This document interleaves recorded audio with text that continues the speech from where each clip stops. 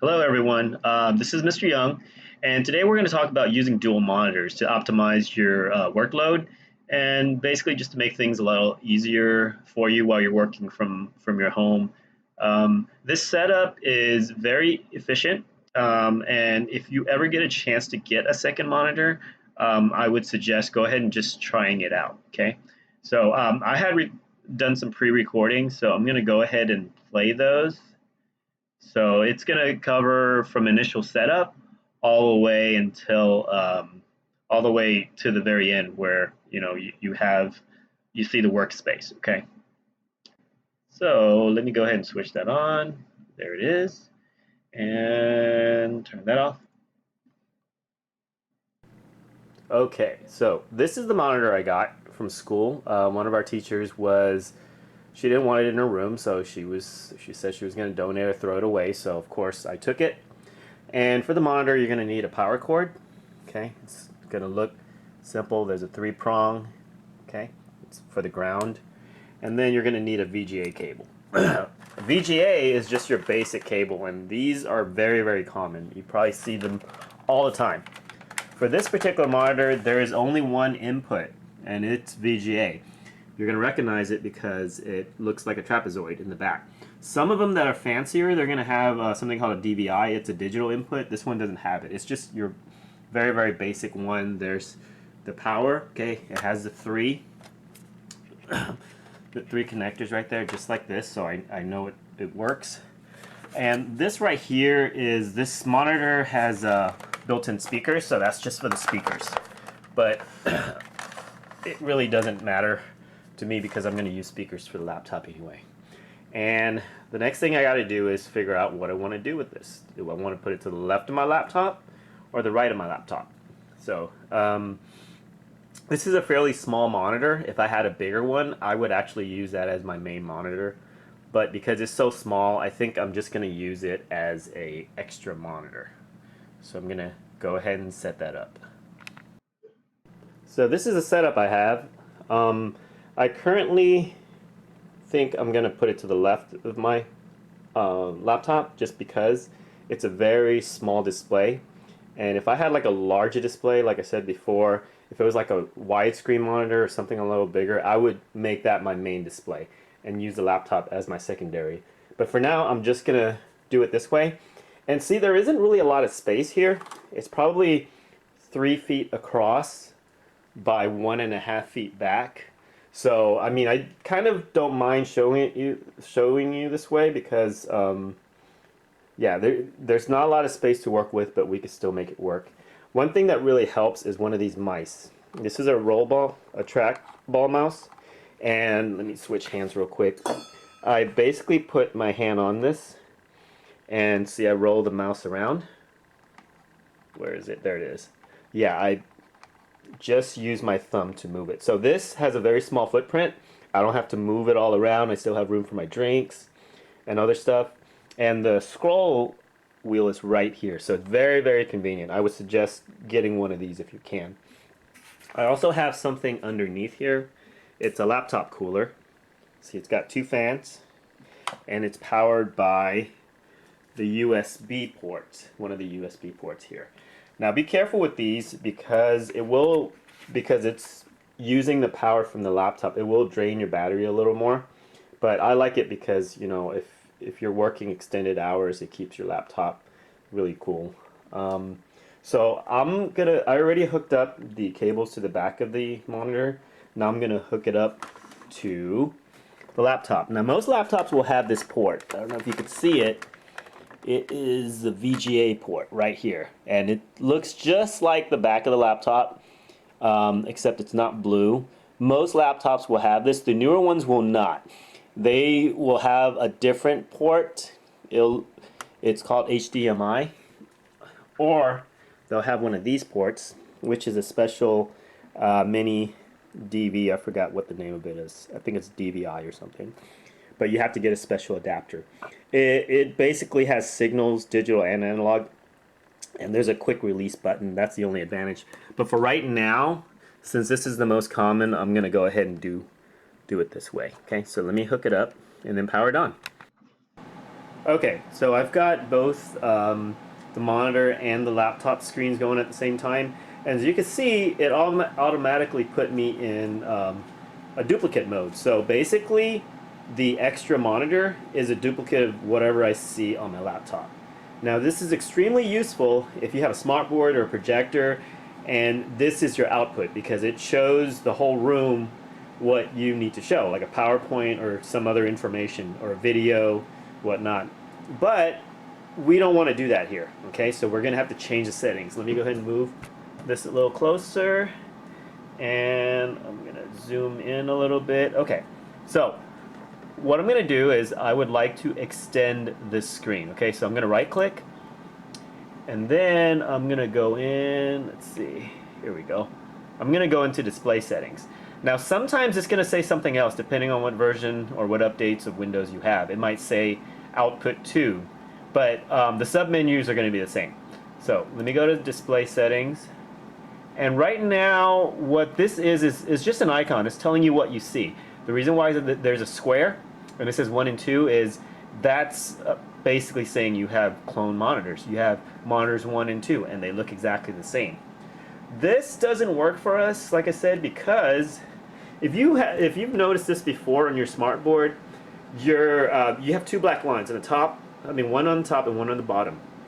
The reason why that is because your monitor, or in most cases your projector size, or your smartboard, is a 4:3 ratio. So it looks more like a square. It's 4 squares horizontally and then 3 squares up and down. That's where they get the 4:3 ratio from. We don't really want that, and the thing is, with different resolutions, it's trying to make both happy. So this resolution is the correct resolution to be in, and it's trying to shrink this one. So you can kind of manipulate it to where it shows the full screen, but it's going to squish it, and we don't really want that either. So the cool thing about extended screen is each monitor is going to have their full native recommended resolution, which means they're both going to be sharp, because sometimes when you force a resolution because of something called scaling, it's not going to be sharp. So what we're going to do is we are going to go ahead and extend these monitors, and this is the menu that we need to go to. Okay, we need to go right here. See, it says duplicate displays. In some cases it will say clone displays. It means the same thing. So I'm going to press the down arrow, and I'm gonna extend the display. So when I extend it, nothing happens yet. See? Still the same. Until I click on this where it says apply. Before I apply, I want to also check off this box, because right now I am working with this side, I think. Let me see. Making the main display basically means where all your main icons are going to be at, and that's your primary workspace. The secondary display, which is not your main display, is going to be where your extension screen is. So I'm going to go ahead and apply first. And then everything looks okay. Yes. I know this is my secondary display because, see, there are no icons on the desktop. This one will have icons on it. So I'm going to go ahead and keep the changes. So now let's see if it works. See? It basically is saying that this widescreen, I know it's my laptop, is the first monitor and 2 is the second. So just to see if it works, I'm gonna see if you could track my arrow. I'm gonna go like this and see how it bounces from one to the other. One to the other. See? Now I know. Now, like I said, if I go up here and I minimize this, all my icons will be right there. See? This looks just like my regular desktop, except I have an extended monitor right here, so I could do other stuff. Okay, so I'm going to back this up a little bit. Okay. Right. And now, let me go back to this monitor right here. Let me go back to the setup menu. Now, the other cool thing is, sometimes, let's say you don't want your monitor to your left, you want it to your right. When you switch it to your right, the computer doesn't know that you've already physically moved it, so it just assumes that it is. But you can always pick this up. Some people like to have it on the top, but I'm going to move it to the right here, okay? So I'm going to move it to the right here, and I'm going to hit apply. When I hit apply, the computer thinks that the monitor now is on my right side. So when I move this arrow to the left, I can't move any further. See, there's a wall right there. It thinks I've moved it to the right. So when I move this, you see there's no monitor on the right, but it goes and it disappears. A lot of teachers freak out because they think they've lost their pointer and they don't know that, you know, you've just told the computer where you want it on the right and it's not on the right. But when I move this and I'm going, watch where it goes. See? It went all the way around. And this, because the computer thinks, see, I hit a wall on this side because the computer, once again, thinks I'm to the right. So I'm going to go ahead and move it back. I could also move it up. Some people like to have two monitors vertically like that, and that's fine too. But for this case, I'm going to move it back here, okay? I'm not going to make it perfectly even because it's not perfectly even here in real life. It's just a little bit even, so I'm going to leave a little bit of gap for just consistency, okay? And I'm going to go back and apply, okay? So right now, 2. So I'm working with 2. If I want to change the resolution, I go to Advanced, and it lets me change the resolution. It says right here it's 1024 by 768. If I wanted to change it to something else, that's the only other resolution. Because this monitor is not a really great monitor. But let me show you what happens when I try to change it to something that's not recommended. I'm going to apply. I'm going to keep changes and watch. Okay. It looks okay. It's a little fuzzy. I don't know if you could tell. But obviously I don't want this because this is a lower resolution and I want to see more icons. So I'm going to go ahead and change it back to the recommended. I always go with the recommended. I never just kind of do what I want. Sometimes it'll work, but like I said, because of scaling, your monitor is going to be really fuzzy sometimes. I'm going to move this down a little bit further, maybe about right here. Okay, so I'm going to go ahead and apply again. Now, okay, so I'm going to back this up. What's cool about dual monitors? Here's what I like to do. Sometimes when I turn it on in the morning, I open up my email and I move it right here, and I always maximize when I've got what I want on the screen. I maximize by hitting the little square. So now I have my email, and here I am my main display. I could do whatever I need to. If I need to go online and change the website, I need to look at a video or something, I can work here, and I get an email pop-up, I'm gonna be over here, okay? So like I said, this is extremely useful for people that just have a lot of windows open. Let me open up another window here. Okay, let's say I am, let's go to Chancery.